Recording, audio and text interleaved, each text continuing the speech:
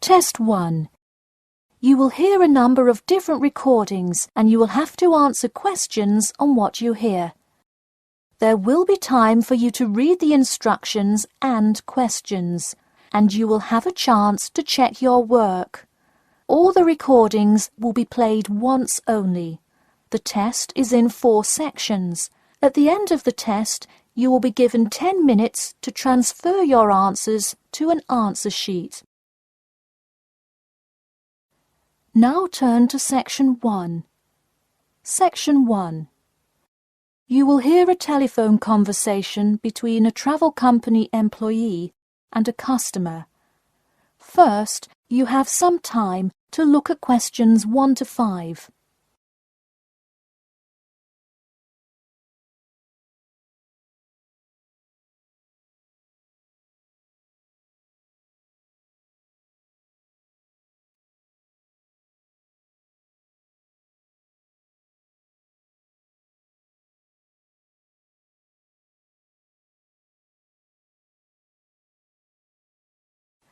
You will see that there is an example which has been done for you. On this occasion only, the conversation relating to this will be played first. Hello? Hi, good morning. This is Talia from Parrot Bay Travel Agency. Is Robert Goddard there? Yes, speaking. The man says that he is Robert Goddard, so Robert Goddard has been written in the space. Now we shall begin. You should answer the questions as you listen, because you will not hear the recording a second time. Listen carefully and answer questions 1 to 5. Hello? Hi, good morning. This is Talia from Parrot Bay Travel Agency. Is Robert Goddard there? Yes, speaking. I'm so sorry that I made such an early phone call, and I'm calling to ask a few questions about your most recent vacation. Could I have 5 minutes of your time? Sure thing. Great, thanks.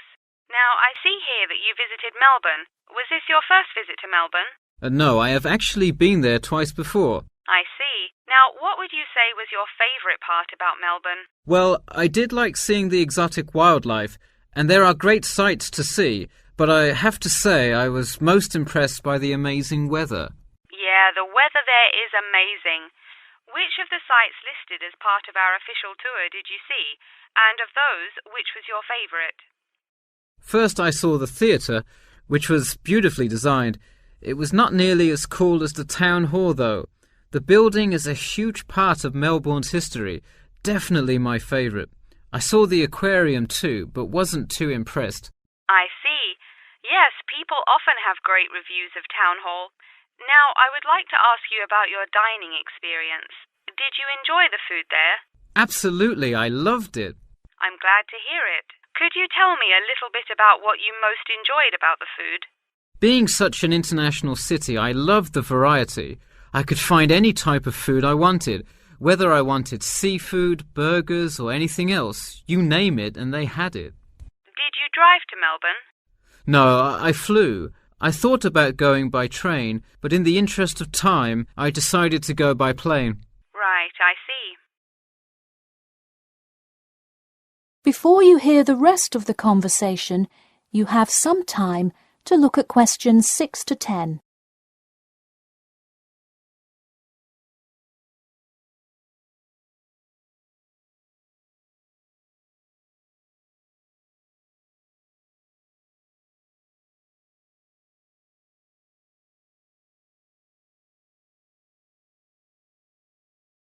Now listen and answer questions 6 to 10. And would you mind telling me whether you are under 20, between the ages of 20 and 40, or older than 40? It would be nice if I was still under 20. My vacation probably would have been quite different. Actually, though, I just turned 41 last week. Oh, happy birthday.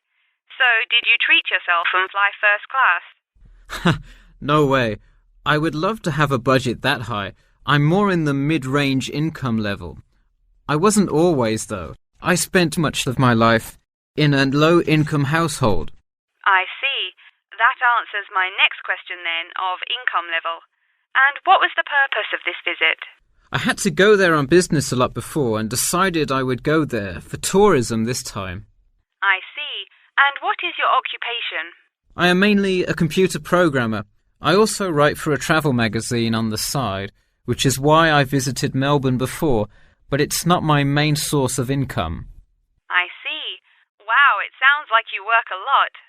Yes, I am very busy, which is exactly why I took a nice week-long vacation to Melbourne.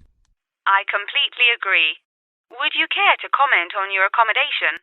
My hotel was a good value. Staying in the city can get really expensive, so it was nice to find such a good price for the location and quality. I'm glad I didn't end up in some cheap motel in the middle of nowhere. I'm glad you didn't either. Well, thank you for taking part in our survey, and I'm glad you enjoyed your vacation. No problem. Take care. That is the end of section 1. You now have half a minute to check your answers.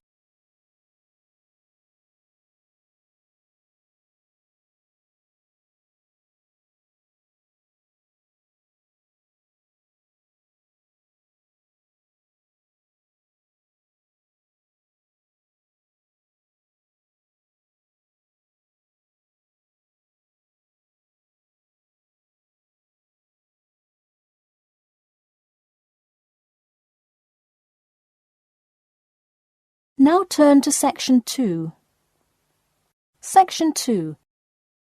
You will hear a talk about the main points of interest and the improvements made in the area. First, you have some time to look at questions 11 to 15.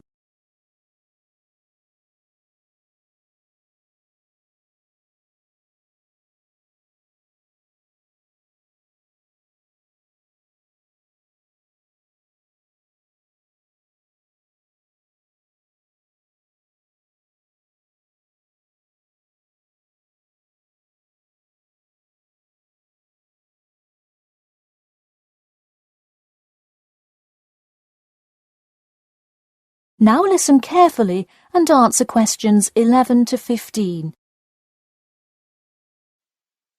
Thank you all for coming to our community meeting. As you know, we're excited to unveil our improvement plan as we look forward to the influx of tourists in the summer months. I'll start with a quick overview of the main points of interest in the area for anyone who may not quite know his or her way around yet, and then I'll get to the improvements made.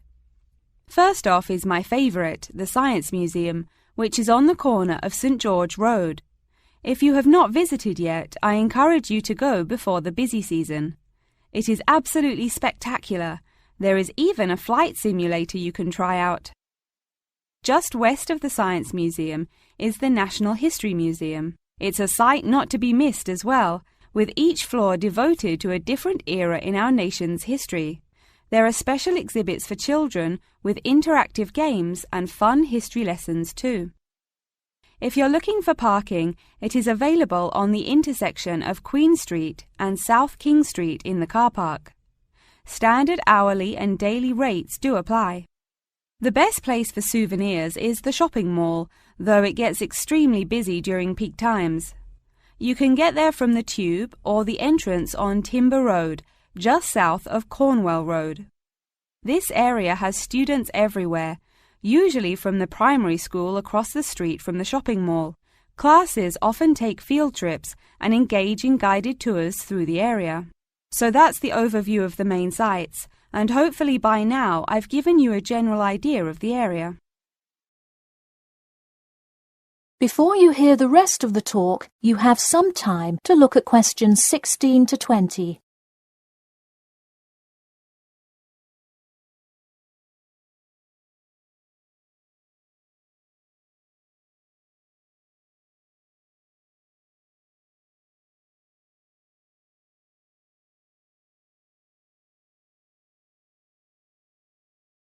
Now listen and answer questions 16 to 20. Now I'm going to outline the improvements we have made in our efforts to make the experience even better for each and every one of our visitors. You probably noticed when you first drove into the car park this morning that there is now additional signage to help avoid confusion. The directions were not entirely clear at first, so we have increased the number of one-way signs indicating the correct direction of traffic flow. Not far from there, in line with our mission of giving back to the community, we constructed a brand new playground for the primary school. It is really something to be excited for. The equipment is state-of-the-art and includes swings, a small climbing wall, and even an obstacle course. Now we'll head north and take a look at the Science Museum. In response to our feedback from past visitors to the museum, there is now free information available outlining not only upcoming IMAX showings, but also natural wonders like meteor showers, eclipses, and other cool natural events. The Science Museum isn't the only museum improving the experience of its visitors. The National History Museum has added an entire new wing to its facility to accommodate the large crowds of people gathering to see the Civil War exhibit, Inventions Timeline exhibit, and other wonderful sections of the museum. The increase in space will definitely give a more calm, comfortable experience for visitors. And finally, remember when there was actually a line at the mall entrance from the tube station? It was terrible trying to get anywhere from the tube because foot traffic got so backed up sometimes. We have addressed that by adding another entry point into the mall from the other end of the platform to disperse the crowd. So those are the major improvements we have made. Clearly, having too many people that want to visit and enjoy what our community has to offer the public is a good problem to have, and I am confident that we have made the changes necessary to accommodate the growing interest in the area. As always, we welcome any questions, comments, or concerns about the new improvement plan. In a few minutes, I will open up the floor for questions, but you can also contact me or any other board member by email or through the city website. Thank you for coming, and I now encourage you to stay for the questions and answers panel occurring between now and 10:30. That is the end of section 2. You now have half a minute to check your answers.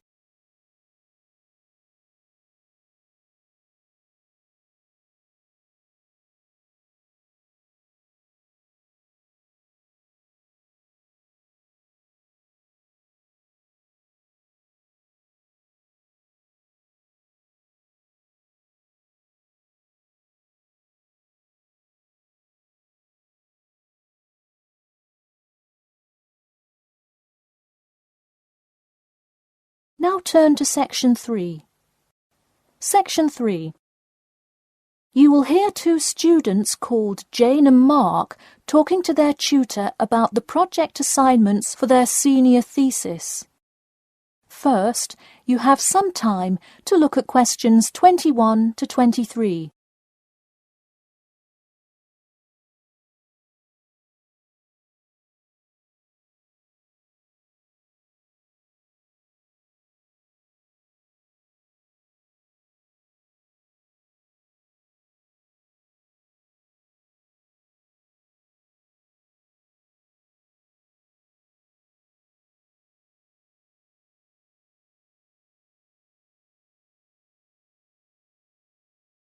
Now listen carefully and answer questions 21 to 23.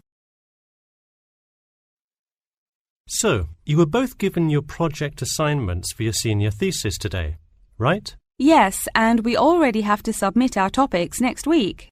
But how could they give us a grade this soon? No, next week's due date will not be counted towards your final grade. The teachers are just going to read your topic and give you feedback. Oh, I see. So first we should come up with our topics, and then what? Well, once you know what you want to study, you need to think about how you'll study it. You need to decide on your research methods. The methods will be the main part of your paper. What about the results section? Well, I can give you feedback on that, but you will be the one carrying out an experiment, and thus will have to produce the results on your own. What I would like to do today is practice writing research papers before you even begin your report. I'll give you samples of old data from past experience, and you can practice writing results and drawing conclusions. I think that would be really helpful. Yeah, it sounds like a lot of extra work, but I'm sure it would make our actual project easier. You're exactly right. So let's get started. First, let's try this simple experiment on fruit flies. Read the information and then take 25 minutes to summarize a results and conclusion section. That's really important. Pay attention to the time limit. OK, does it still have to be 6,000 words? No, don't worry about that. What if we get off topic? I wouldn't worry too much. You'll have so much information to write about that it should be easy to stay on topic. Before you hear the rest of the talk, you have some time to look at questions 24 to 30.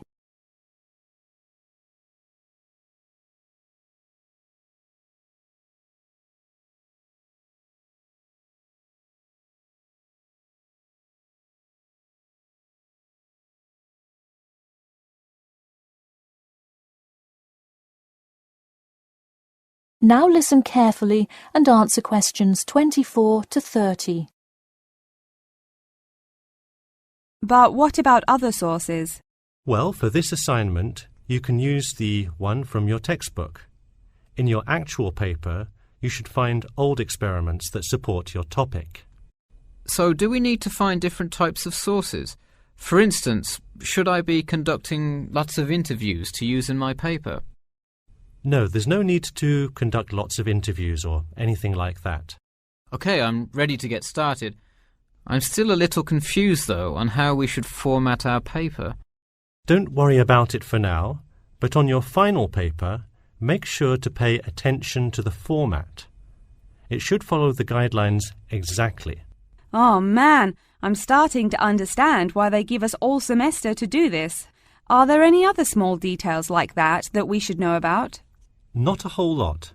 Make sure you provide 2 copies. One for your teacher, of course, but one for yourself as well. And of course, you know the due date, right? It's April the 11th, right? What? No, it's May 11th, right? Yes. The due date is May 11. Write it down. Oh, wow, yeah, I need to note it. Also, I'm having trouble finding information on my topic. What if I can't find enough good sources? It's all right to change your topic. Just make sure to do it before the beginning of April. Oh, really? Wow, I'm definitely going to change it then. Just make sure to write a note to your teacher, letting him or her know. OK, so getting back to writing this sample paper, where do we start? Should I just explain the experiment and what happened? Well, you need to start with your hypothesis. What do you think will happen? And then describe your procedure. Then you can write up the results and your conclusions. Oh boy, I don't know if I can handle any more instructions. That is the end of section 3. You now have half a minute to check your answers.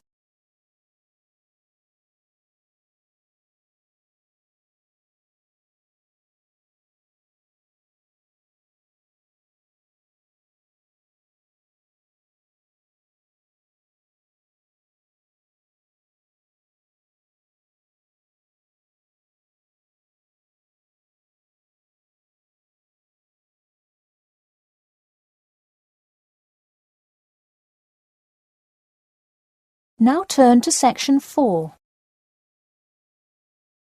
Section 4. You will hear part of a lecture about factors you should consider when creating advertising materials and the effects they can have on your product sales. First, you have some time to look at questions 31 to 40.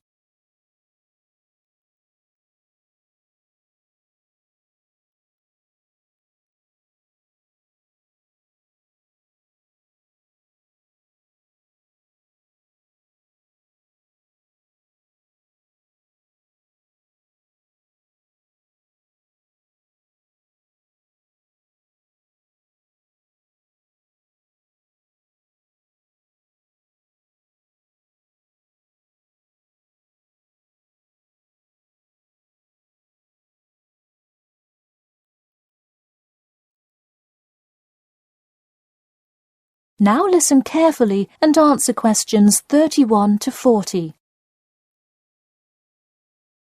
Hello class, and welcome back to Marketing Strategies.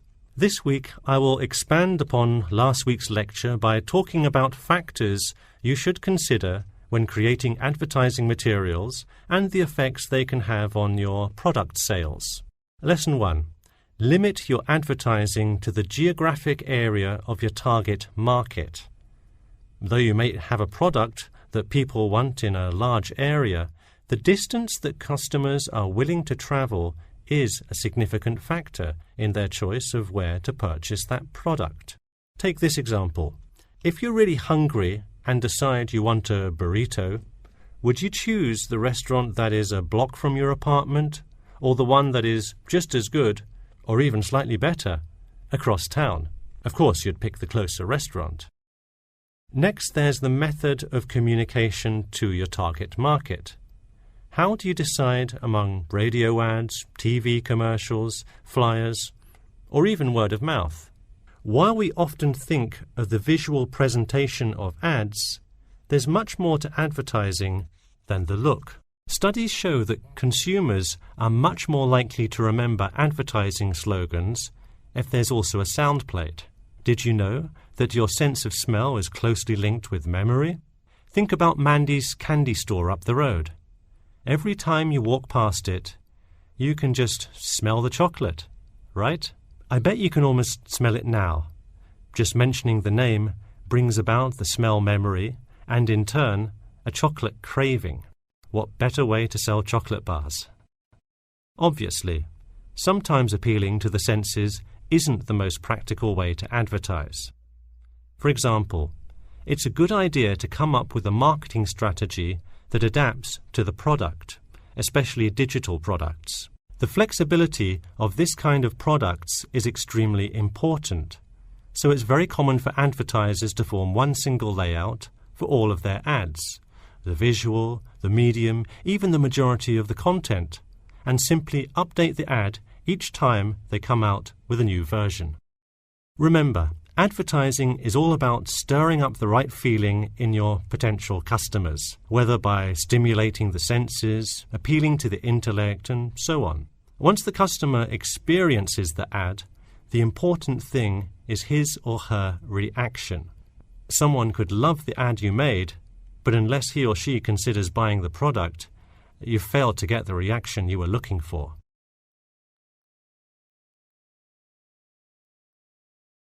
So once you have successfully reached your target customer and you have his or her business, often you'll want to expand to a larger market. More often than not, the same marketing strategies you used in your small campaign may not work for a larger audience. The larger you scale your product, the more factors you must consider.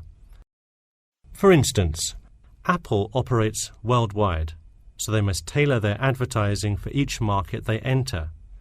Often you'll see Apple ads on international flights that appear not only in English, which is the lingua franca of most regions, but also in the native languages of the majority of passengers.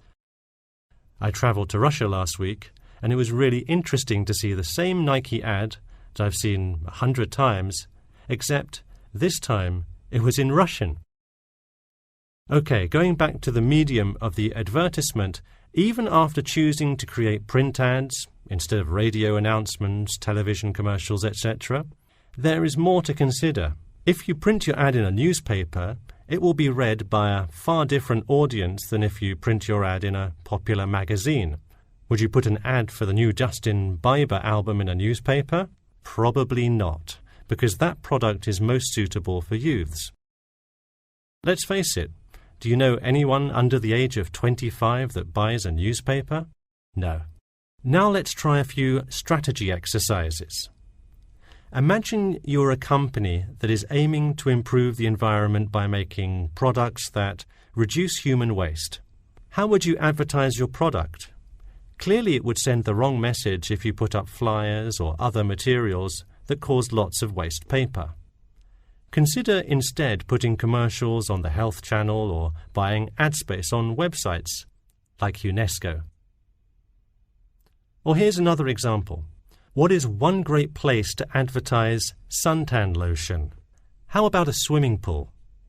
It has the exact group of people that need the product. All right, one last thing. Let's say you're filming a commercial for a water filter pitcher. What would be good scenery to use for the background? Think about somewhere calm and relaxing with clean, fresh water.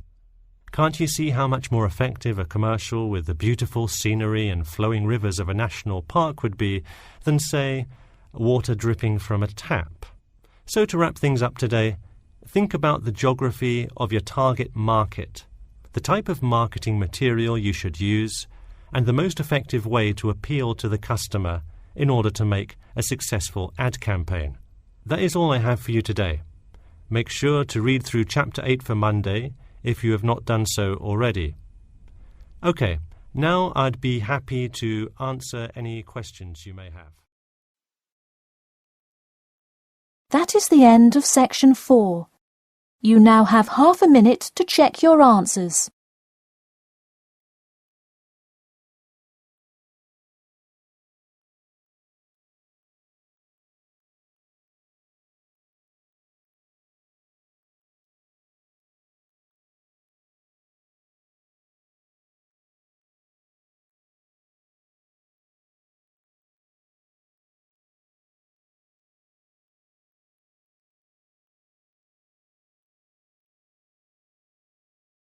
That is the end of the listening test.